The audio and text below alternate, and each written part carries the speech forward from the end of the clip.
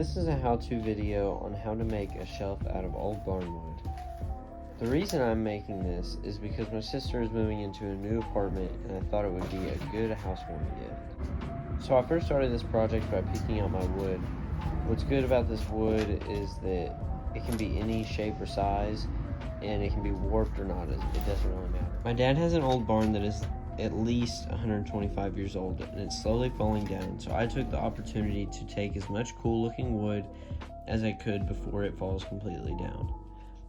So after some digging in my shed, I found this piece of wood and it fits the size that I'm looking for, so I won't have to cut it and take away from the look that it has on the edges. So remember that whenever picking out your wood to make sure that it is the size that you need. So the things that I actually had to buy for this project were just stain and the hooks for the coat rack.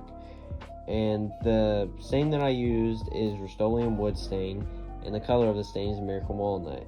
And then for the hooks, I just grabbed some cheap black metal hooks from Walmart.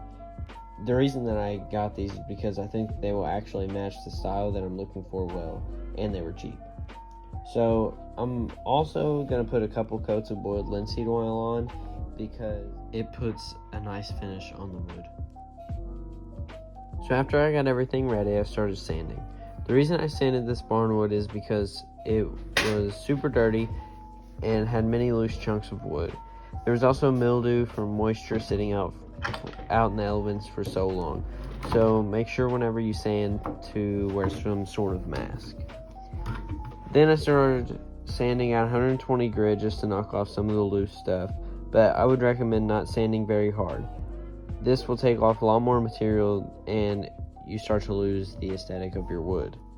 After that, I hit it with a softer 220 grit to smooth it out, which I don't think you totally need to do if you don't want to, because it does take some stuff off, but for this project I decided to. So then after I got done sanding, I wiped it down with rubbing alcohol. When you wipe it down with rubbing alcohol, it wipes away all of the dust and some of the germs before you apply your stain. Looks pretty good, but I don't know, I can't decide if I want to do this side for the front with the hooks or this side, because this side has way more wear and like way more character. But at the same time, as far as like structurally, I think this one's gonna do better. But I don't know. We'll see how it goes. So it just got like way too dusty in here from sanding. So I've opened the garage door, but the lighting looks better. So here's the barn wood. I'm getting ready to sand it with some lighter grit, and then we'll move on to staining.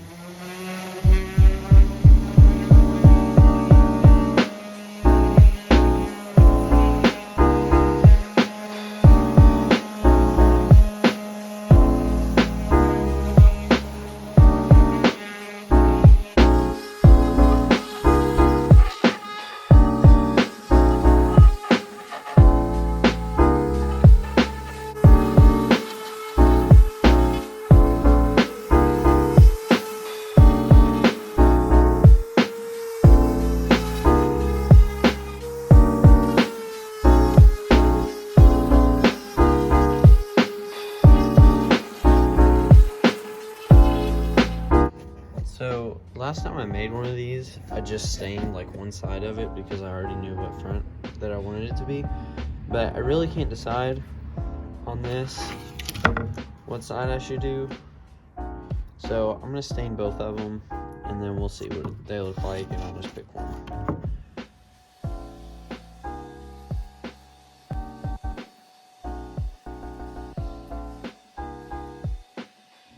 So the next thing that you should do is take a rag, clean of course, and just go over this and just try to get some of the dirt and stuff off. I mean, obviously it's not going to get everything, but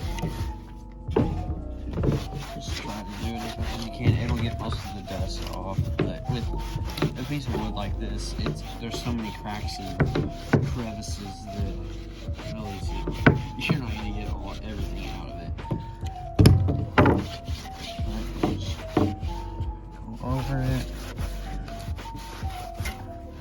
Call that. So the next thing you should do is apply your stain, first coat, And one thing you should realize about doing this old barnwood stuff is that this wood is super dry.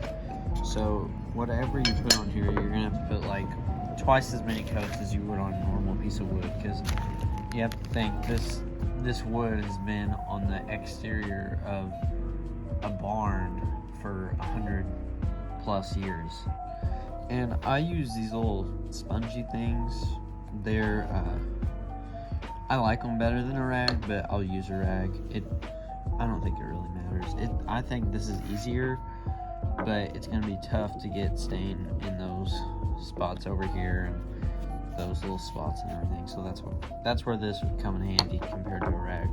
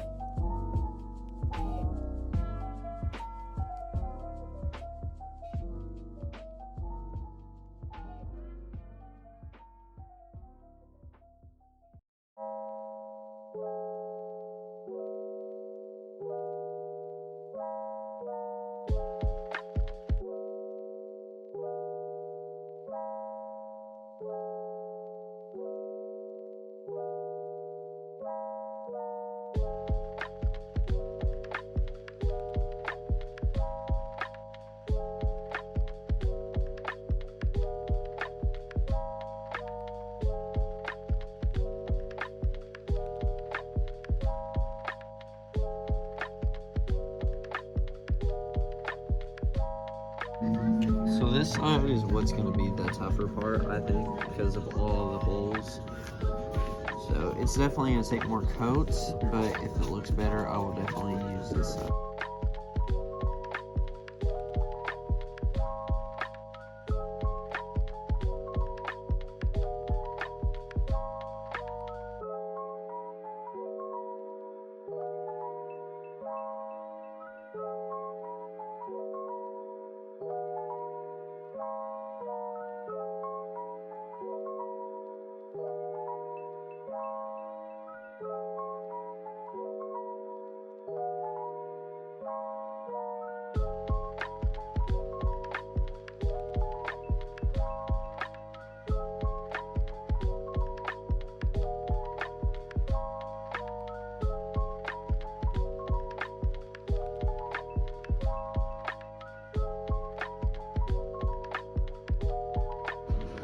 So I let it dry for a couple hours, and it actually soaked in a lot better than I thought it would.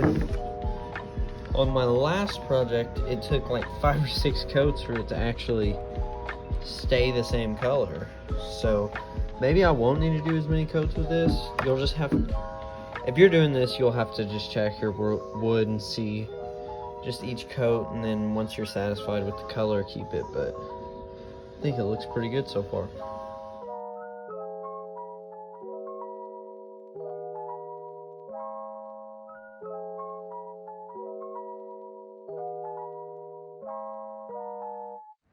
So now that I just put that second coat on, we're gonna let it dry, and then after that you can put your boiled linseed oil on, which is the next step that I'm going to do. And make sure to, I just noticed this, but make sure after you're done staining to wipe off the residue. I don't think it really is gonna do anything if you don't, but you definitely should. So just wipe that down and then just wait a little bit and then come back and do it again.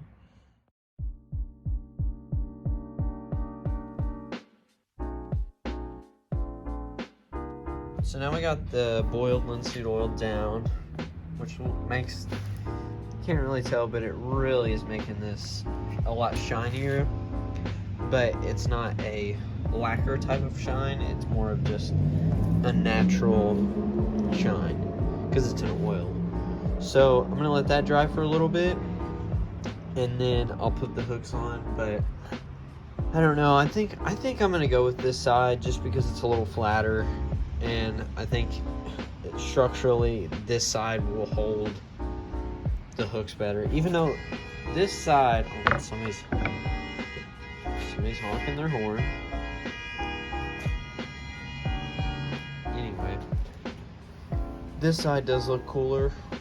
Oh, I don't know. I might go with this side.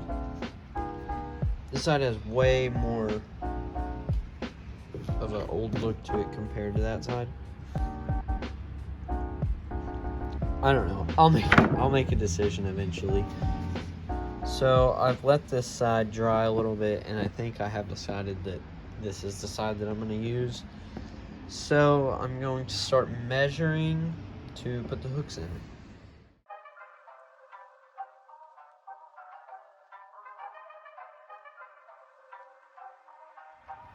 So this shelf was about 40 inches, so I just did 40 divided by 5, so I have 5 hooks, and that's 8.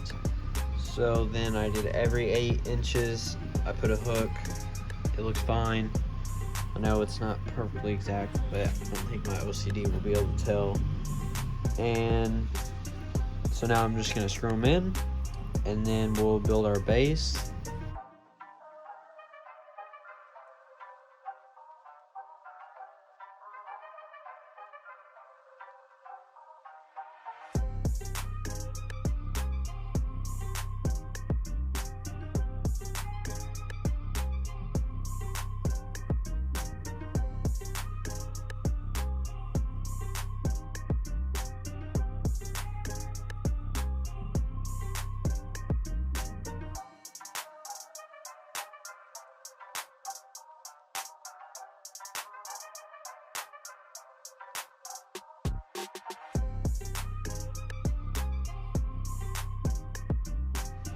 So I got the hooks in, and this project is pretty much done now. Now I'm just gonna take this piece of wood here, just scrap wood, you know, and I'm just gonna stain the top of it. That's gonna be sticking up like on the back of this, and then all you do is screw this into the wall where there's a stud, and then you stick this thing right over it and put a screw into it, and then your project's done. So this is the finished product. I mean, it's literally a piece of wood with hooks in it. I mean, this could be your first time building anything, and you could build it super easily. You just needed a drill, a hammer, and a piece of wood. Really, if you didn't want to stain it, you wouldn't even have to do that. So there's some geese. So that's this project done. This is how to make a barnwood shelf.